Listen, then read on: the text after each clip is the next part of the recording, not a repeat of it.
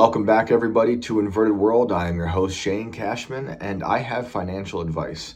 There's a $10,000 reward being offered if you can prove that an extinct creature with a haunting cry still lives. Let's get into it. A $10,000 reward has been offered to anyone who can prove that a thought-to-be extinct creature is still alive. By the way, this wallpaper, hilarious to me.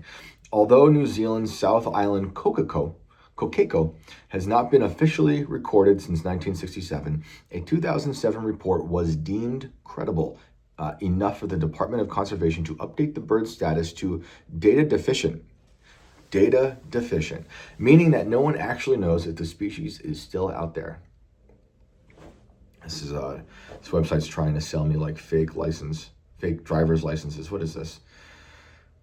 While the reward has remained unclaimed since it was first offered by the South Island Coqueco Charitable Trust in 2017, new modeling published in 2025 suggests that there's a reasonable probability that the bird is not extinct.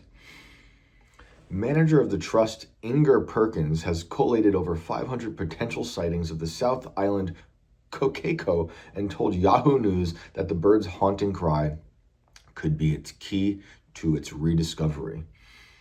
This is a quote now. The call is so special it might make the hairs on the back of your neck stand up and stop you in your tracks. A few people think it's extinct, but most people are optimistic that this isn't just another story of extinction. We haven't given up. There is still hope. A $10,000 reward is offered to anyone who can prove a thought-to-be extinct creature is still alive. We know. And this is in New Zealand, by the way. Although New Zealand's South Island Coqueco has not been officially recorded since 1967, this is just repeating itself because this is one of those articles that was written by AI. You like the wallpaper? I don't know why, I just thought that was funny.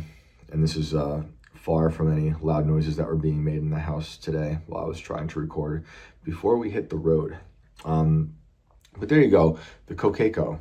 If you want to know what that's like, I like how they call it a creature at first to really bring you in, but it's a bird, which is a creature. But when I initially read the headline, I'm like, oh, what kind of weird creature is this?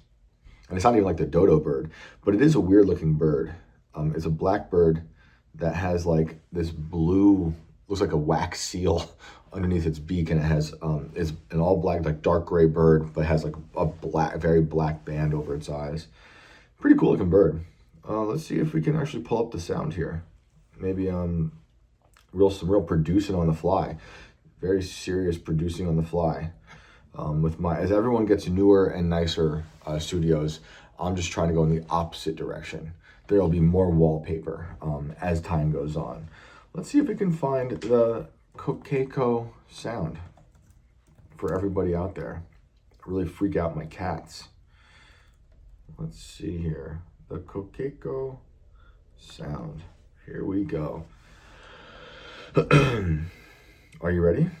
Good.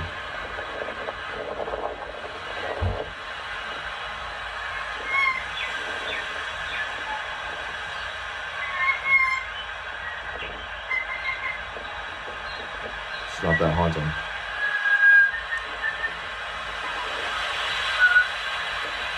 Watch me get a copyright for this. It's not as haunting as I would have expected.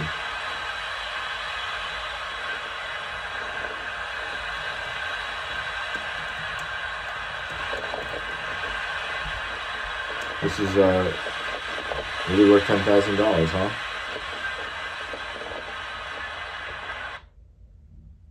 Not that exciting. Not that exciting. Well, I hope you guys can go out and find that for $10,000, get your reward. Times are tough. Times are tough. I was driving around the other day on the highway. I saw a billboard, and it was digital numbers, big red digital numbers, saying like $1.99. I'm like, holy moly, the gas has finally gone down. The other one said like $2.40. I'm like, okay, this is, I'm gonna pull over and get gas. And then it turned out upon further inspection that it was the lottery numbers. And gas was still, by me, just under $3.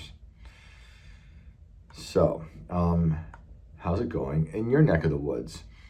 In LA, a few days ago, we saw the Doomsday plane. It was spotted at LAX. The presidential doomsday plane was spotted Thursday at the Los Angeles International Airport, sparking concern online.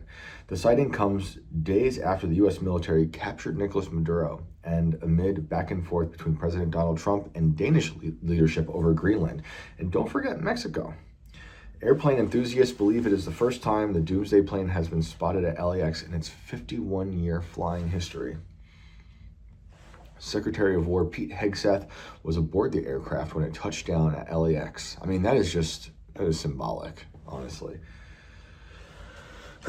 Like there's a bunch of people just boarding the doomsday plane. Hegseth is currently on his Arsenal of Freedom tour, which aims to boost U.S. military recruiting, the Department of Defense confirmed. Hegseth was seen working out with recruits at UCLA on Friday. The E-4B Night Watch is a modified Boeing 747. You know how I feel about Boeings. Operated by the U.S. Air Force. It serves as a flying command center dubbed a Pentagon in the Sky. So if you have a Pentagon Press Pass, that'll be your ticket to boarding this Pentagon in the Sky. The aircraft is designed to keep the federal government functioning during major national emergencies, including nuclear war. This is a tweet from Jeff Vaughn. During this time of heightened tensions in and outside the U.S., the Boeing E-4B Night Watch, also known as the Doomsday Plane, is on a so-called industrial tour. Its first stop, Los Angeles. Makes you wonder what they're gearing. Are they just gearing us up for stuff? You know, something I meant to say yesterday was like how podcasts have clearly been co-opted by the establishment, and maybe I was thinking like, maybe even podcasts were created by the establishment, and everyone just thinks they're taking part in this cool thing, which it is cool, but maybe they're using podcasts for nefarious reasons. My reasoning would be, my theory is that Silicon Valley didn't create podcasts, but instantly knew they could use them. We could use them in Silicon Valley to help feed the machines to teach AI, like the same way Elon purchased Twitter. I think it's better than it was, but I think also he knew if he bought Twitter, he could feed Optimus all of our thoughts, all of our ideas, and help his AI get better. I mean, it's genius if you're building AI and you need to train your large language models.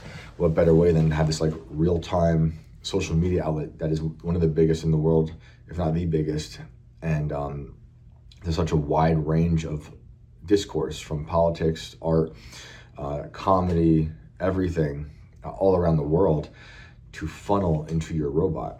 So, reminds me, I got this on today. Speaking of robots, the end is near. This is the first shirt. I remember buying this right after I got the job to host this show that is now filmed with a backdrop of this wallpaper. That is really funny to me. So the Doomsday Plane is on this industrial tour. It kind of reminds me of when Teddy Roosevelt went on his tour with the Great White Fleet. Teddy liked war, but he pretty much kept. Mostly, we didn't go to big wars. Let's see here. Just to refresh all of our memories. The Great White Fleet was a popular nickname for the group of United States Navy battleships that completed a journey around the globe from December 16th to February 22nd, from 1907 to 1909, so 2 years, by order of President Theodore Roosevelt. It consisted of 16 battleships divided into 2 squadrons, along with various small escorts, and earned its moniker for the stark white paint on its hulls. The fleet's primary mission was to make friendly courtesy visits to numerous countries while displaying new U.S. naval power to the world.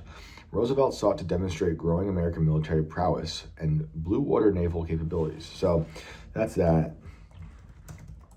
Teddy Roosevelt did want to die at war, though.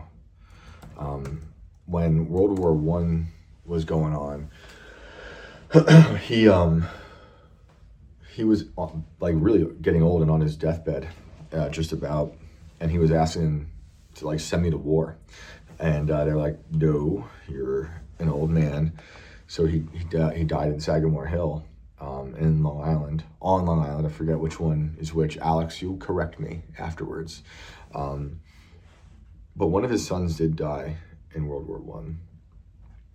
Teddy liked war a lot more than me. He'd probably be somewhat of a neocon today. He'd be a weird mix of things because he was also a conservationist.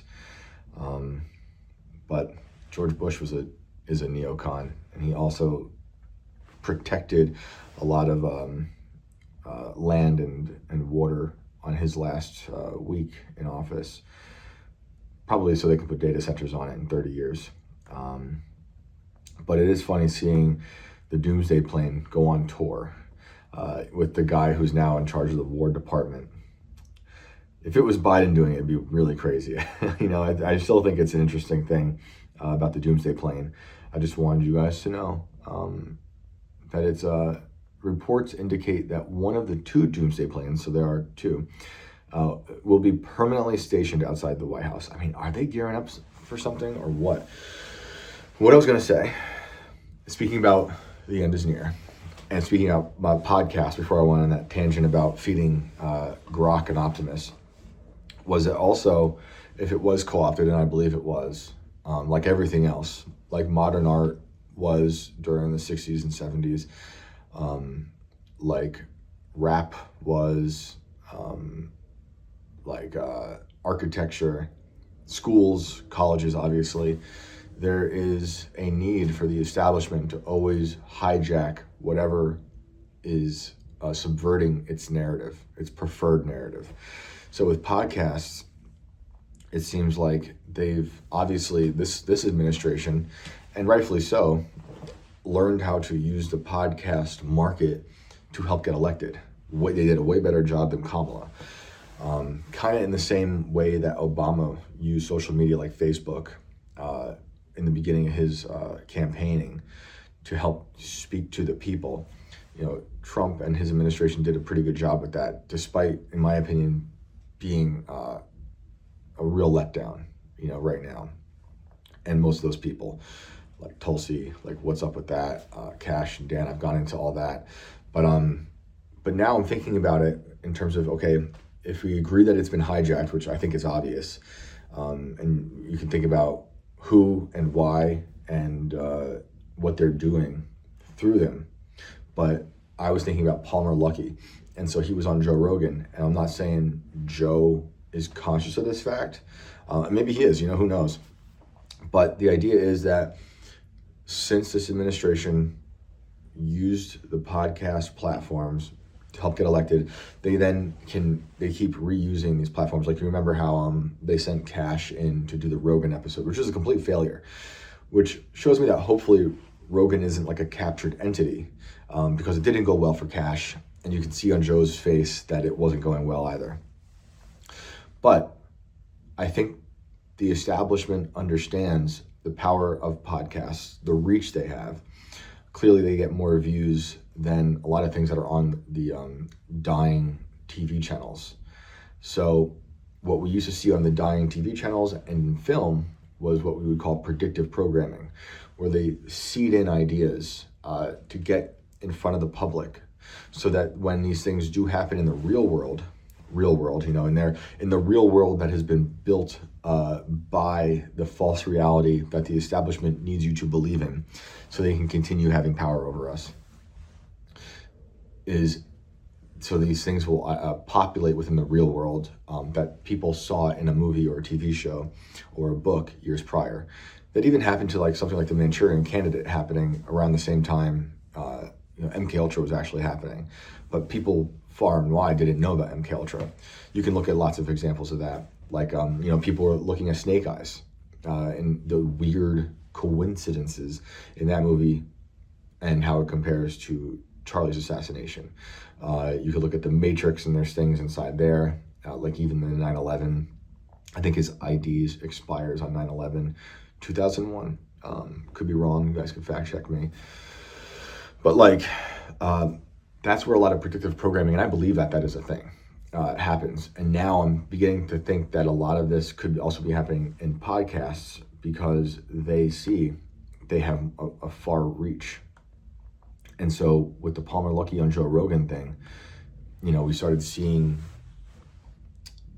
Palmer's the guy who runs Anduril, right? I think we just talked about that yesterday, being part of the Teal universe. And Anduril is really in charge of manufacturing, innovating a lot of weaponry, which is neat. And, you know, you need it, unfortunately, in this world of insanity and evil. But now they're trying to, one, market Lucky to the people like he's just a cool bro. He wears Hawaiian shirts. He's got a cool mullet. You know, have you ever seen a mullet before on someone from the tech world? As if they're trying to ingratiate themselves into normal, polite society, as if we should not just jail them instantly. But so that's one aspect. But then it's also him showing this technology to Joe, and you might have seen tweets going around of Palmer showing Rogan some of that, like the camera usage that you could wear over your goggles on your helmet, and it allowed you to see through walls, which isn't so new. But the newer aspect of it was that it creates what he called a hive mind that allowed the helmet and the goggles with the see-through night vision to connect to every drone in the sky, which then you could see how that could be used in what we talked about yesterday with what I think is a propaganda tweet, but maybe based in something real in terms of the capturing of Maduro and the technology they say was used, that the security guard said was used. I don't think that tweet was real. I do think that was propaganda. But I also am not saying I'm discounting that reality of that technology existing, and that podcasting has become the place for predictive programming. Okay, that was a lot of alliteration. Okay, I'm gonna take a sip of my tea now. A lot of alliteration. So that's that. I kind of lost my train of thought. I don't know how I got to the Great White Fleet. Doomsday Plane, Hegseth, Great White Fleet, Teddy Roosevelt, showing strength. Okay, now I see it. So I also, before we continue, I got a lot of messages, saw a lot of comments about, you know, you guys are thankfully rolling with me. I appreciate this. I mean, my wallpaper is pretty sweet. But you know, obviously I'm just trying to keep the show afloat while things are sorted out. I don't know what's going on. I also miss the phone calls. And I'd like to get back to that. I don't know really what's going on yet. I haven't really heard anything. I have asked if I could go live from my setup. You know, I could set something up here, do the Zoom thing. That was turned down. So I'm trying. I do miss the phone calls. That's like the great part of the show. And now you just have to hear me rant about Palmer Luckey and astronaut brains in a few minutes. So thank you for bearing with me for that. And I know some of you guys are like, oh my goodness, the show is like, it's dying. And certainly people want the live show as I do. But you know, also, if you're not aware, like we used to have, this show would be rated at 10 o'clock by Tim, which I didn't know existed until last year. And that was awesome. So we had a lot of people from IRL join us on this show. That has not happened in a few weeks. It used to happen all the time. It used to happen on even the pre-records, but it's not happening now. So, you know, that's why we're kind of a small hangout right now, but I don't care. I don't measure my success in likes and views. I can't believe there's 5 people watching. So the fact that you guys, you know, we get a few thousand views on these episodes means a whole lot to me, and that you guys show up and you care enough to hit me up, message me about stories, ask how things are going. Wish I can give you more of an update, but we're trying. We're trying, and no one's here, you know. And I just send these to Alex. I don't have access to this channel. I send this to Alex. I record this, send it to the wonderful Alex, and she puts them on the channel for me. But I'm trying to just keep it afloat, and that is that.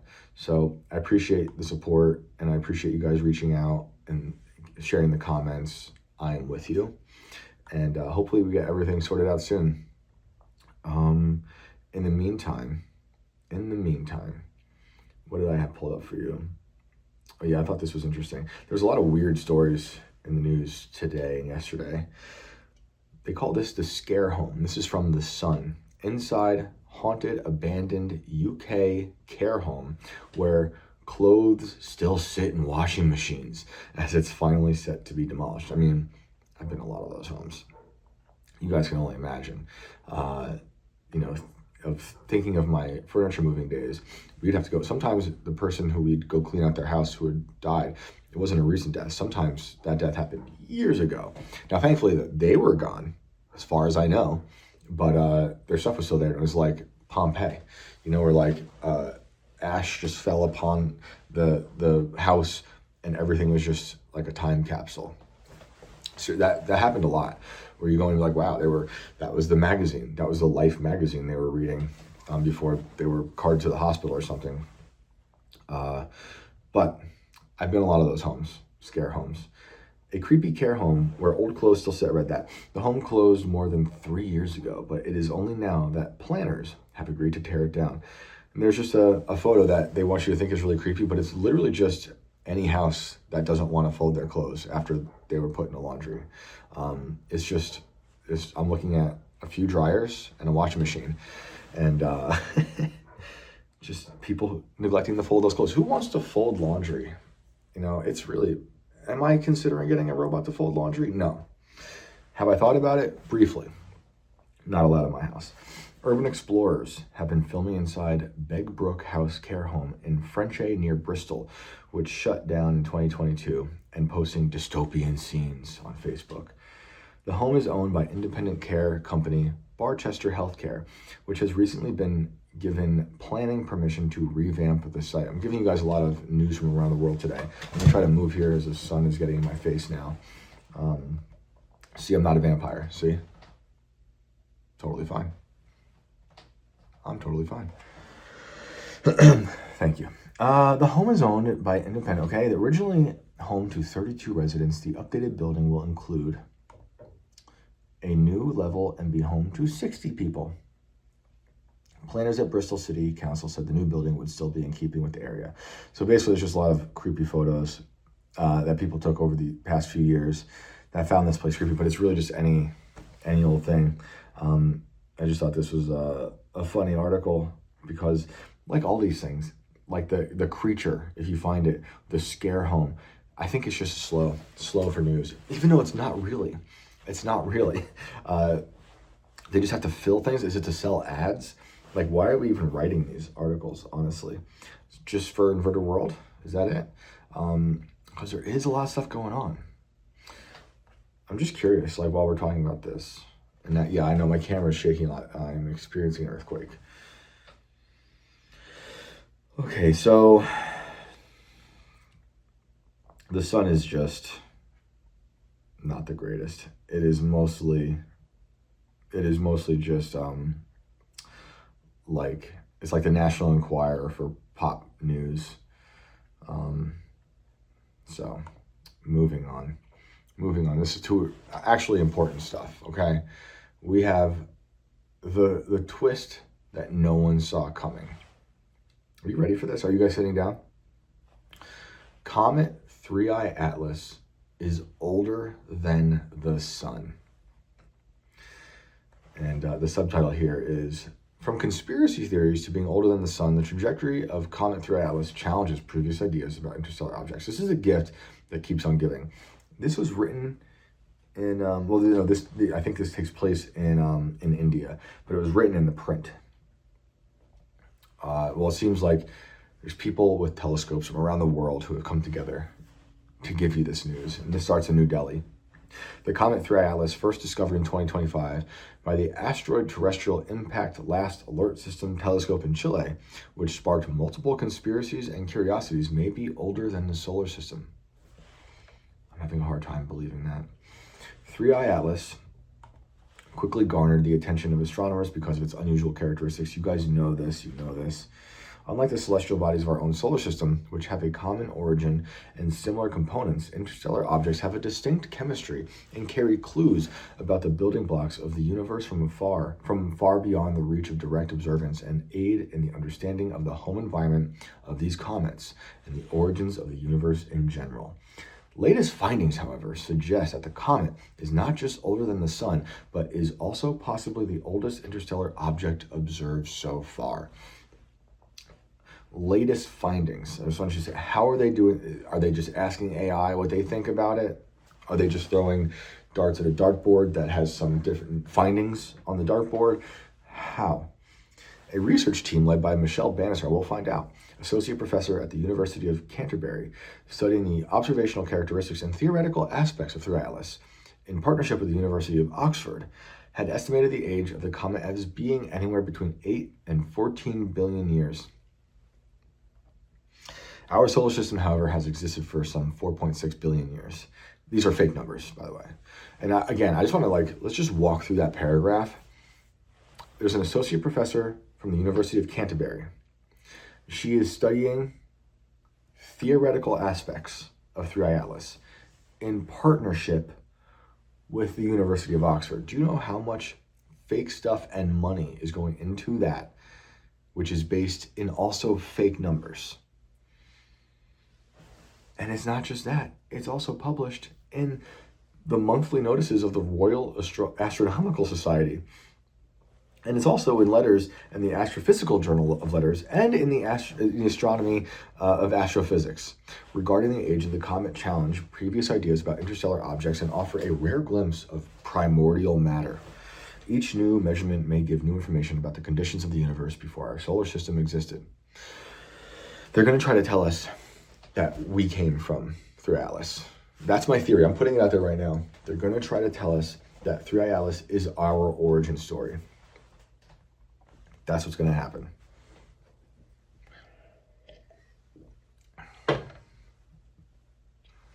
When the comet was first discovered in July 2025, it was described as having a teardrop-shaped cocoon of dust coming off its solid, icy nucleus. It was formerly known as C25N1, or Atlas.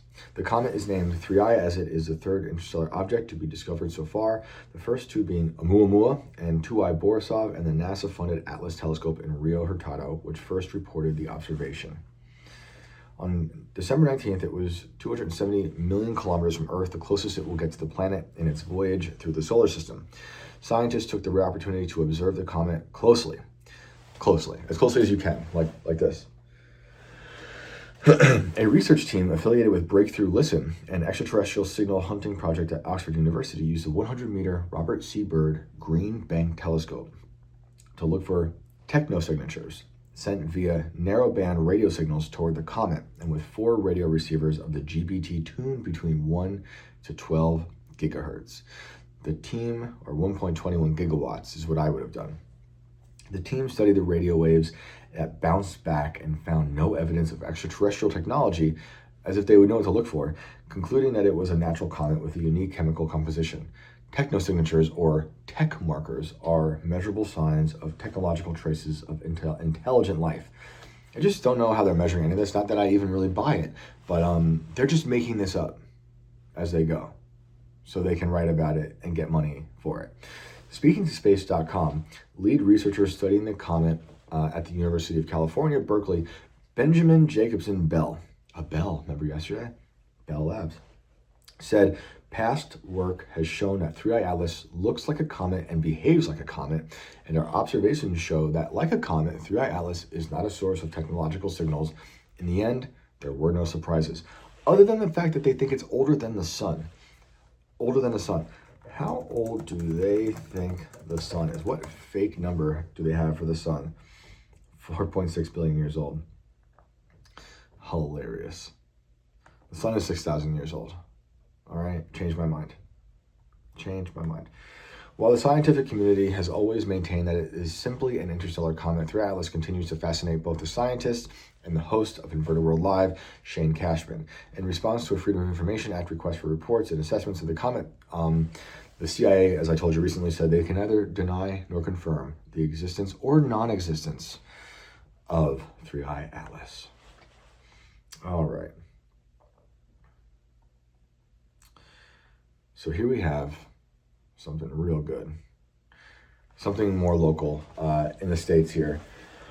This is from 18 hours ago from WABI. Look at that. sunlight hitting my face, in Maine. Maine ranks in the top 5 for UFO reports in the U.S. I love articles like this. That's pretty much all it says. I just want you guys to know. If anyone's watching from Maine, you're in the top 5. Maine is... Let's see if there's anything else written about it. This was just a 2-sentence article. It had more ads than words.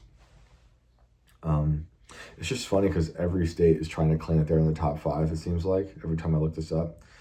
But Maine is pretty weird. I really like Maine. If anyone's listening from Maine, shout out to Maine. I went lobstering last time I was in Maine. One of the more dangerous things I've done, I was at a friend's house who is a lobsterman. And he told me his brother is a lobsterman. And he told me about the guy who owns the boat, the captain of the boat that his brother lobsters on off the coast of Maine.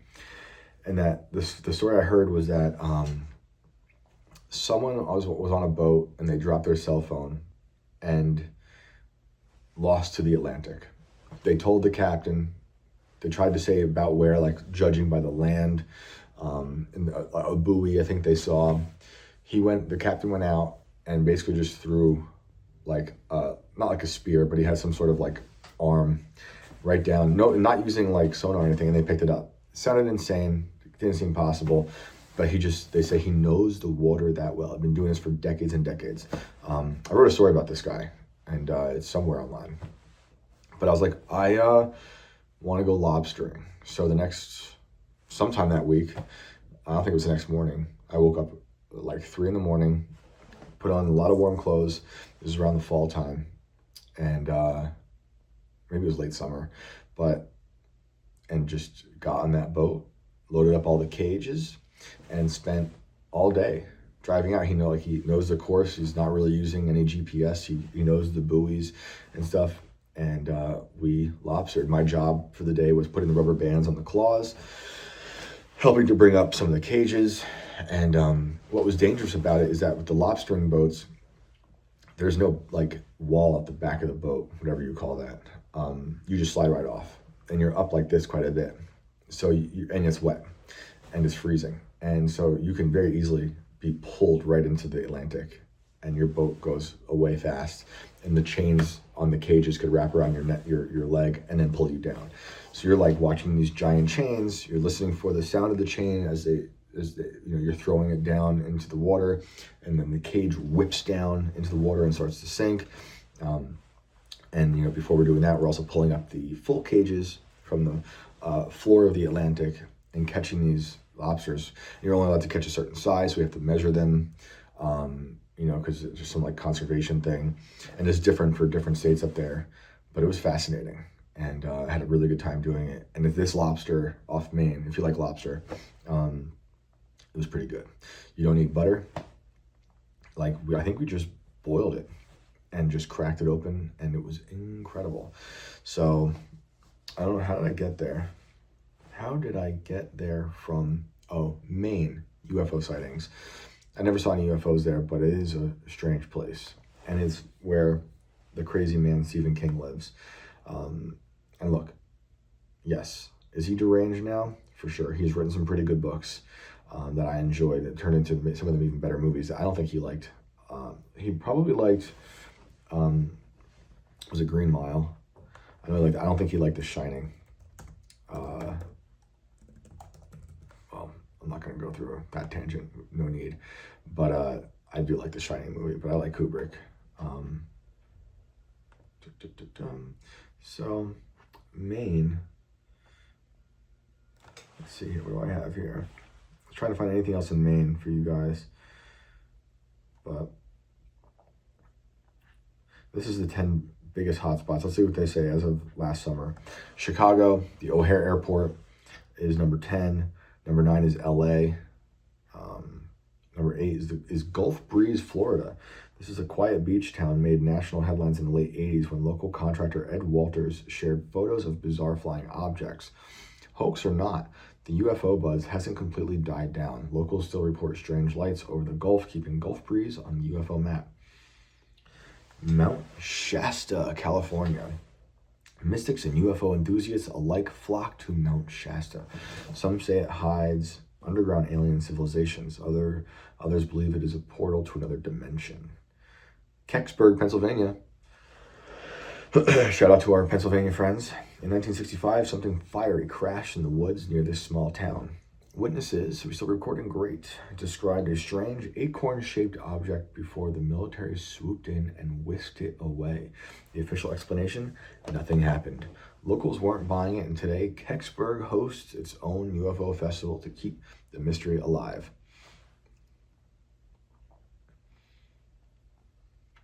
I am home alone with the baby, and she's taught herself to stand, and I'm watching the monitor. She's now standing in her crib.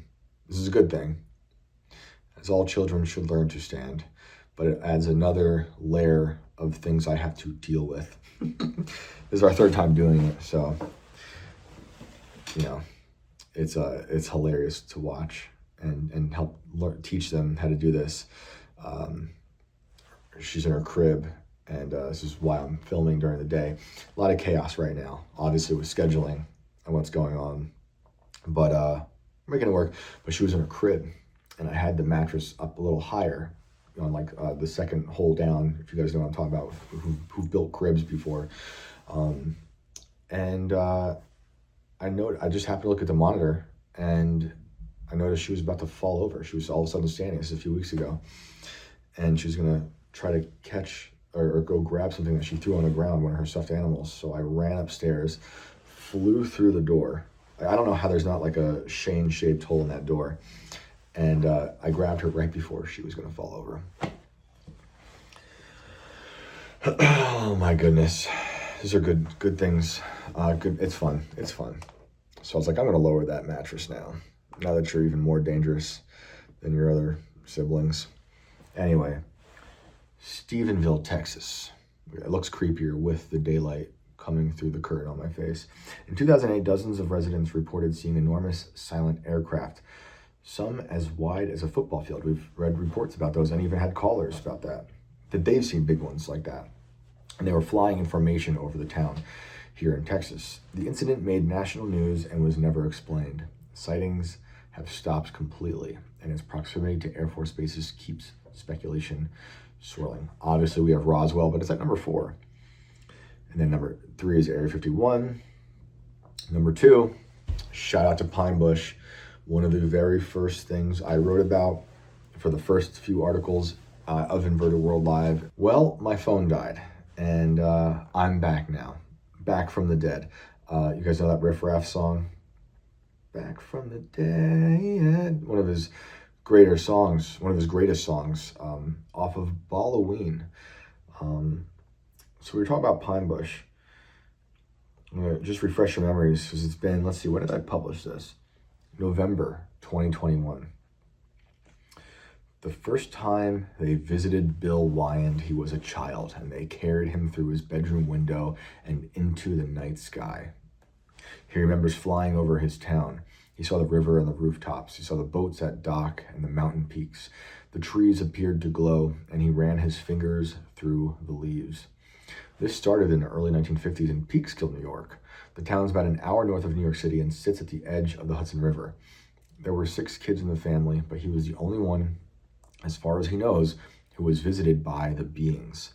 He didn't know then to call them aliens or extraterrestrials. Those are his quotes. But he knew the visitors were not human. They were small, like a child size or smaller. When Bill confessed to his mother that he'd been taken by the beings, she told the boy it was probably nightmares caused by his frequent reading of Rip Van Winkle, Washington Irving's short story about a man who has too much to drink, falls asleep, meets some strange small beings in elaborate clothes at the top of a mountain, and then he wakes up 2 decades later to an unrecognizable world. In 1798, during the yellow fever outbreak, Irving took his family out of Manhattan and stayed in Tarrytown, New York. This visit and other visits he took along the Hudson River would give him the inspiration to write stories like Rip Van Winkle and The Legend of Sleepy Hollow, And Tarrytown and Sleepy Hollow happened to be right next to Peekskill, where Bill was growing up. Also, L. Frank Baum lived in Peekskill when he was younger, and that's where the Yellow Brick Road came from. I'm going to try to move here so I'm not completely in weird sunlight, because it's starting to burn my delicate vampire skin. Well, I'm not going to read that whole article by that writer, but Pine Bush was number 2. And so Bill moves to Pine Bush. Bill starts like a help group for people who've been abducted by aliens. And he tries to do a good job of like sniffing out people he thinks are lying. This guy, I mean, when he and I first talked, we spent like an hour or two just talking about normal things. Life, post-COVID, because that was like a year after lockdowns. Growing up in the same area, Peekskill, Pine Bush, all that stuff. And then after like 2 hours, it was like, so when I was 7, I was abducted by the aliens for the first time. It's like, all right. And then we did like hours and hours of interviewing. So when he moved to Pine Bush, he just happened to move to a UFO hotspot. He didn't know that at the time, according to him. Sedona, Arizona is number 1 on this list. Topping the list is Sedona, a stunning red rock town famous for its vortex energy fields and star-filled desert skies. UFOs are so common here that tours specifically for skywatchers are a booming business. Whether you chalk it up to high elevation, clear conditions, or cosmic energy, Sedona has become the ultimate UFO hotspot in America. Anyone from Sedona? Anyone from Pine Bush? Anyone from any of those places? If so, hit us up in the comments and let us know. If you're from Idaho, however, I have this article from January 10th. Your odds of getting abducted by aliens in Idaho are relatively high, says sports betting organization. Idaho Falls. If you have a fear of being probed, this is what they're saying. The gem state probably isn't for you. Canada sports betting has ranked Idaho number 2. I'm already out of this. Canada? Why are we listening to anything Canada has to say? They rank Idaho number 2 in the U.S. for alien abduction odds. The findings come from the Alien Abduction Odds Index 2025, which analyzes years of UFO reports and converts long-term reporting patterns into odds, according to a news release from CSB. The betting organization has their typo. It implies a chance of 1 in 53 in Idaho, based on where abduction-style UFO reports are most often recorded. Between 2019 and 2024, Idaho recorded 1,451 UFO sightings. More than 21% described experiences linked to alien abduction stories, including missing time and close encounters. Remember that episode we had where we had 2 people back-to-back call out missing time? Maybe even 3. That was crazy. Placing Idaho among the most consistent hotspots in the country. Idaho looks awesome, by the way. I would like to visit Idaho. It's one of the places I've not yet seen. And now here we have another list. New Hampshire's number 1, Idaho's number 2, Vermont number 3, Maine number 4. So that's consistent with the other article. Oregon number 5, 6 is Washington, 7 Montana, 8 Wyoming, 9 Arizona, and 10 is Connecticut. It's curveball. Didn't see that happening. Let's see, what else we got here? Anyone from any of those places, let us know. What have you seen? And we will get back to your phone calls soon. No, this is not live. For those who are just now tuning in, I am recording from my wallpaper, my fancy studio. Let's see. So I was thinking about, I like to say a lot of the time, why are they telling us these things? Why do they write these things? Like, is it just to fill up space and sell some ads? Perhaps. I think that's a lot of it. Is it because they are trying to sell us on a narrative about, they want you to buy into this? Like the alien thing, as I've been saying for a few years now, the narrative of extraterrestrials has ramped up, not become taboo, it's become mainstream. Major politicians are saying it outright. We had Anna Paulina Luna last year saying she believed in interdimensional beings. which people used to laugh at Alex Jones for saying a few years ago. So you're seeing this rebranding of things that were once taboo. And, the thing that I know that is constant is that the establishment almost always lies. Always lies. And they want you to believe in things that are not true. And why is that? Who knows? Is it distractions? Is it to get you to buy into something they need to sell you down the road? But I saw this story today. I'm going to kind of try to link it to the idea I had through Ayala about, and I'm not really joking about that, people saying maybe that's our origin. And that's been happening for some time now, this idea of like, maybe we're also from space, right? So that to me feels like an idea that they're going to try to make mainstream at some point. It's like one of the final steps of completely divorcing humans from God. It will be, and they'll even try to say that it can still be God. It was created on another, earth-like place or something. They're going to try to twist theology. Twist. I can't believe I just thought of corn because I said twist.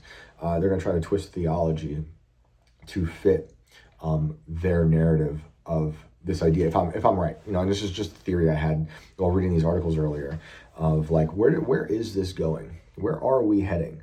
Is it just to sell ads? Is it just to fill up space on the dead internet?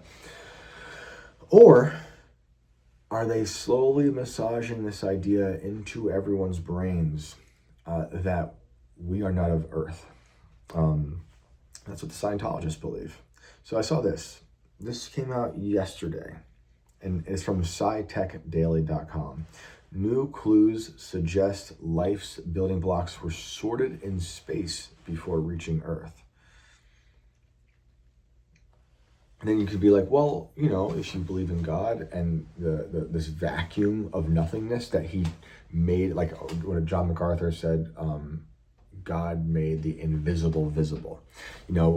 So if we think about that, what I just read, that headline, okay, so God from nothingness, from the nothingness, this vast vacuum, created that which is visible, that which is something. But that would, in my belief, in the reading of the Bible, man was created from the dirt, and the woman from man. So I don't think we came from space dust. But I might be crazy. That's okay. New research suggests that amino acids, the fundamental components of life, may have arrived on Earth carried by interstellar dust grains, possibly contributing to the origins of life as we know it. I swear to you, they're going to marry these ideas through Ayala. Through Ayala is something they're trying to get us really involved with. The sunlight's so funny. I just go like right here. I look like wallpaper. I'm the wallpaper. They're trying so hard to make through Ayala something. And it just, in me, my intuition's telling me at some point, whether it's Avi Loeb or someone from Berkeley or Oxford, hey guys, I think humans originated from through Ayala. And since it's older than the sun, maybe, just maybe, when it was last here, it sprinkled dust onto Earth. And that reminds me, I'm going to type out loud because that's what I do. That's my brand of autism. Through Atlas dust storm. This was an article I saw over, I think, Christmas break.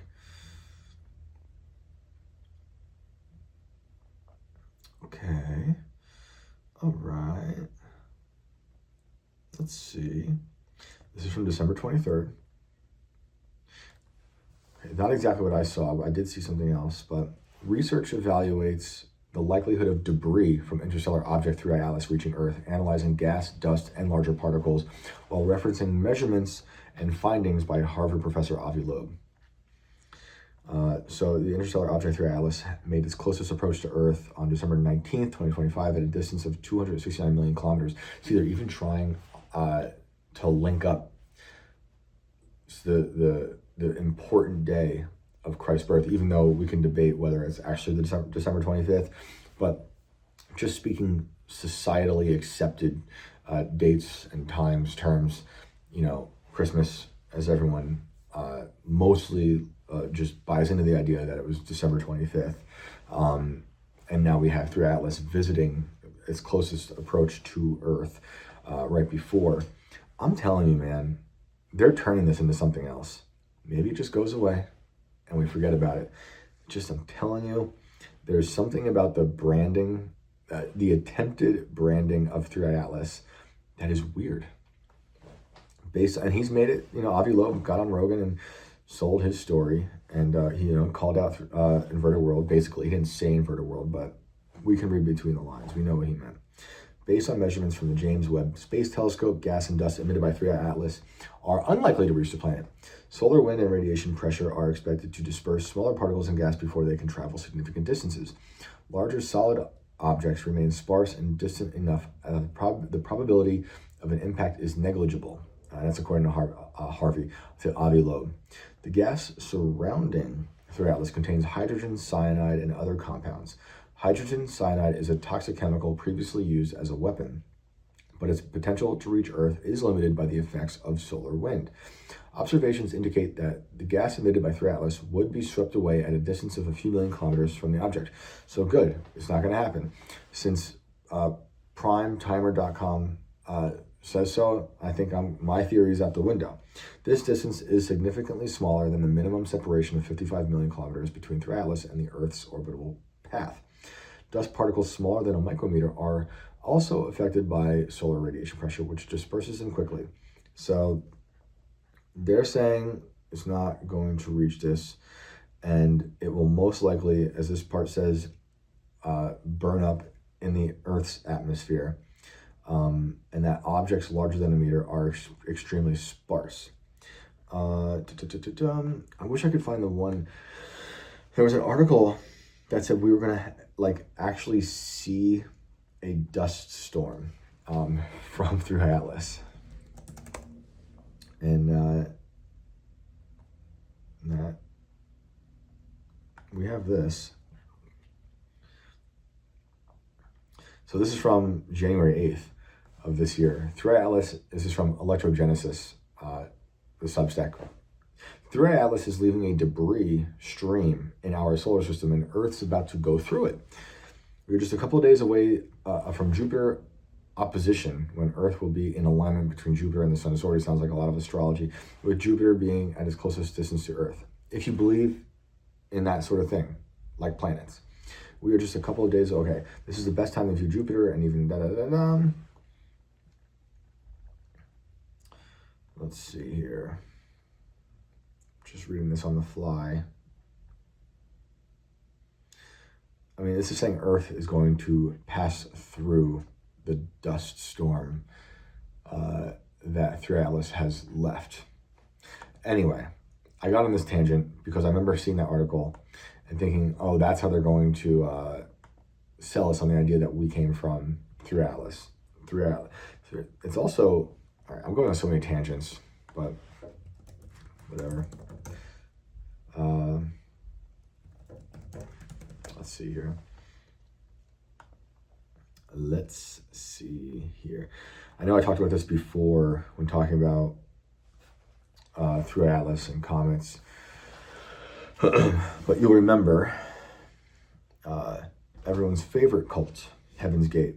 On March 26, 1997, deputies of the San Diego County Sheriff's Department discovered the bodies of the 39 active members of a group of Heaven's Gate, including one of them known as Applewhite, in a house in the San Diego County suburb of Rancho Santa Fe.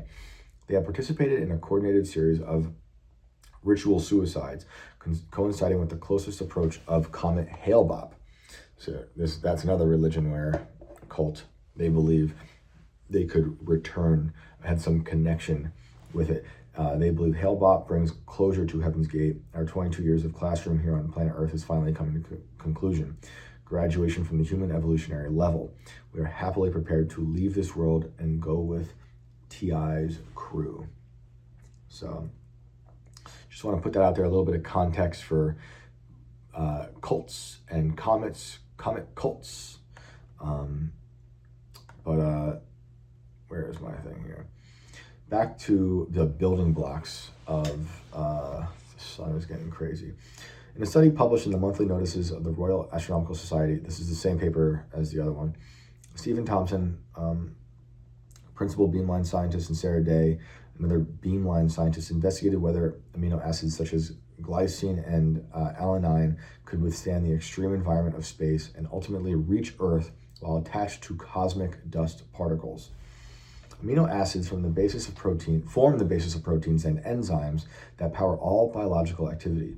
Scientists have long questioned whether these essential molecules originated on Earth or were delivered from space, and the new findings suggest that cosmic dust may have served as an important transport mechanism.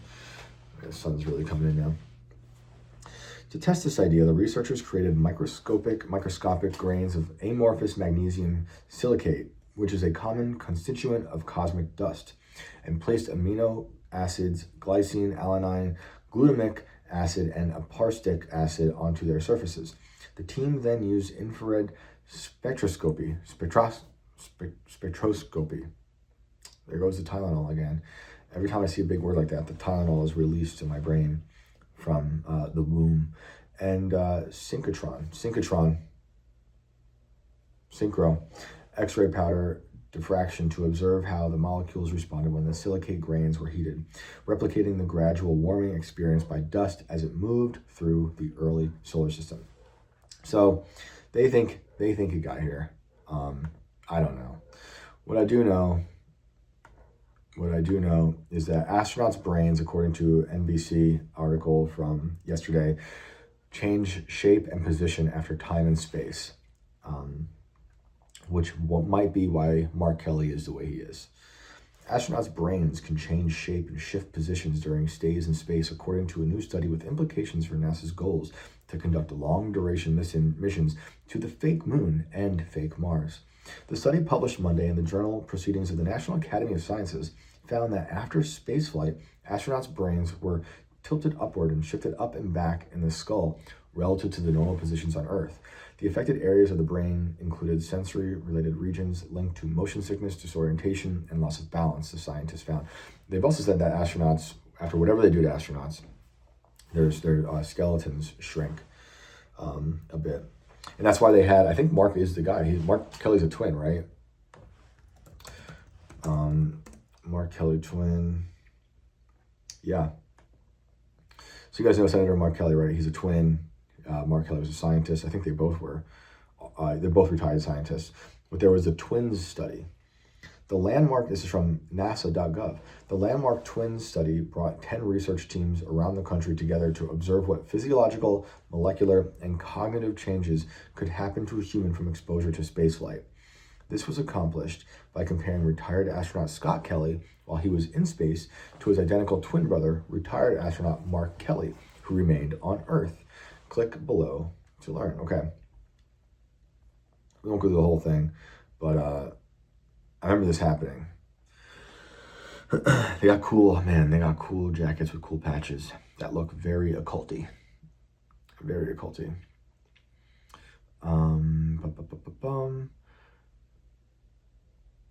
So NASA recognizes the twin study as the first study of its kind to compare molecular profiles of identical twin astronauts and a methodology to integrate research from the 10 teams that they established around the world. Because identical twins share the same genetic makeup, twin studies provide a way for scientists to explore how our health is impacted by the environment around us. Independent of the physical variations that naturally occur between most of us as individuals, Scott provided a test case to measure in space, and Mark provided a baseline test case to compare those measurements on Earth. So it did change a bunch of stuff. It was a long list. I'm not going through the whole thing. Other than that, Mark Kelly didn't go to space, but somehow his brain was dramatically altered by this experiment. But whatever they're doing, whatever Hollywood basement they're forcing these so-called astronauts to go in, is doing something to them. You know, being held hostage in a room that's painted to look like outer space must be traumatizing, for sure. Let's see a little bit more from this brain study.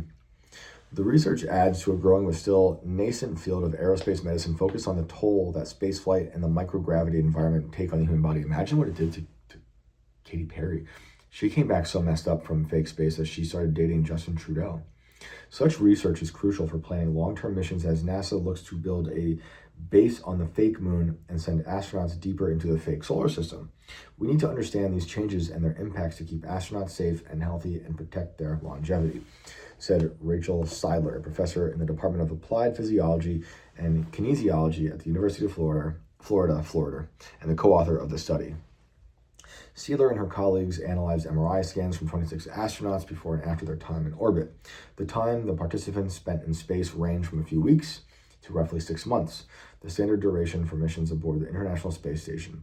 And also, they sent Katy Perry's clone to space, so maybe they have real Katy Perry locked in some dungeon somewhere, and they're testing the effects of fake space on clone brains, and then compare it to the baseline lack of a brain in Katy Perry.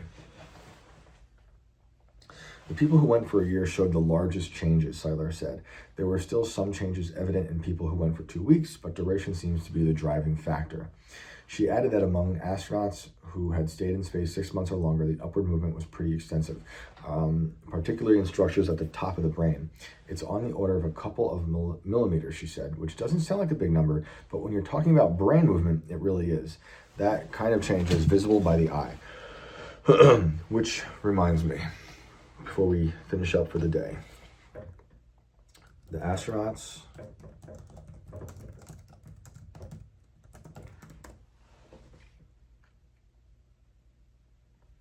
let's check this out.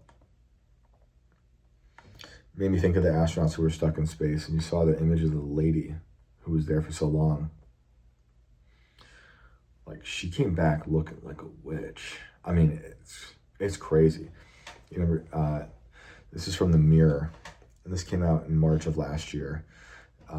Before and after pics of NASA's astronauts show impact after months in space.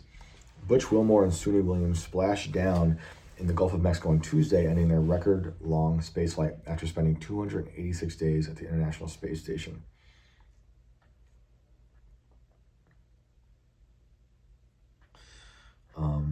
Like, her nose got, like, the whole shape of her face changed drastically. I know you guys, I can't show you this right now, but you should look it up if you haven't, if you don't remember, because it's alarming what did happen. I mean, imagine being held hostage in a Hollywood studio underwater for 286 days. Profound effects on physiology. I mean, you don't need to be a scientist to know all that. Also, I have this article. Astronauts may have baby feet, get shorter, and face strange health problems after return. Baby feet. Astronauts Suni Williams and Butch Wilmore have finally ended their unexpected 9-month stay in space. We know that. They may face a variety of health problems from weaker bones and muscles to vision issues and baby feet as their bodies adjust back to the planet's gravity. Gravity makes you tired, very tired, Wilmore told NBC's Tom Costello in an interview on April 1st, April Fool's Day. Of all days, talk about fake space. It was really nice to lie down in bed. We hadn't done that for many months. Earth is nice. It's a nice quote. During a NASA news conference on March 31st, the astronaut said she's been feeling well since getting back and ran 3 miles the day before. When asked what food they missed the most in space, Williams listed a latte, while Wilmore mentioned chicken salad. The astronauts splashed down. Okay, we know that. They just look brutal. They look brutal. Well, guys, I'm gonna hit the road now. I appreciate you guys tuning in. Appreciate the comments, appreciate the likes, appreciate the messages. I know this is not the ideal situation, but it is what it is for now. And we gotta run around and do some family stuff now. And so I'm gonna do my best to get these done on the road with my trusty phone and my janky computer. And I'll see you guys soon. Thanks again for tuning in. And let me know if you think I've missed a story that I should get into. And I wish you all the best. We'll talk soon. Have a good one.